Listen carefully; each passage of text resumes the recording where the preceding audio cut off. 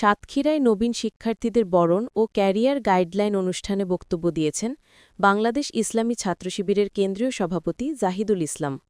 তিনি বলেন, যারা ১৫ বছর ধরে দেশপ্রেমের কথা বলে হাজার হাজার কোটি টাকা লুটপাট করেছে, খুন ও গুম করেছে, ছাত্রশিবির এমন দেশপ্রেমিক চায় না। আমরা এমন দেশপ্রেমিক তৈরি করি যেখানে জুলুম, নির্যাতন ও লুটপাটের কোনো স্থান নেই।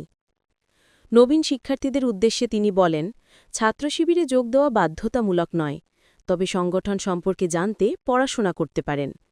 শিক্ষক ও অভিভাবকরা দিক নির্দেশনা দেবেন, কিন্তু লক্ষ্য নির্ধারণ করতে হবে নিজেরাই।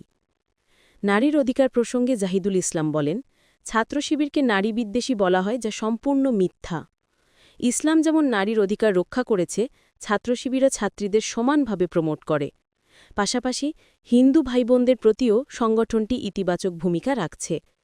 সাতক্ষীরা সরকারি কলেজ শাখা ও শহর শাখার যৌথ আয়োজনে সোমবার সকালে অনুষ্ঠিত এই অনুষ্ঠানে উপস্থিত ছিলেন জামায়াতে ইসলামীর কেন্দ্রীয় ও স্থানীয় নেতৃবৃন্দ, শিক্ষক, শিক্ষার্থী ও সাবেক শিবির নেতারা। আমাদেরকে বিভিন্ন ট্যাগিংয়ে আগের মতো করে ট্যাগ দেওয়ার চেষ্টা করা হয়। সেজন্য আমরা তাদের জন্য দোয়া করি, তাদের জন্য আমরা অন্তরের মধ্যে ভালোবাসা পোষণ করি। আমরা কারোর সাথে হিংসাত্মক মনোভাব পোষণ করি না।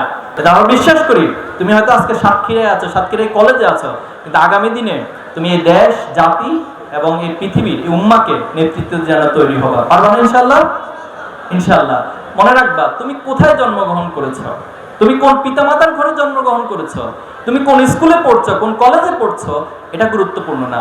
বরং তুমি তোমাকে ভবিষ্যতে কোথায় নিয়ে যেতে চাও, তুমি কোন জায়গা থেকে নিজেকে দক্ষ, যোগ্য হিসেবে গড়ে তুলতে চাও, নিজেকে কন্ট্রিবিউট করতে চাও, এটা ভবিষ্যতের মানুষ তোমাকে বিশ্লেষণ করবে।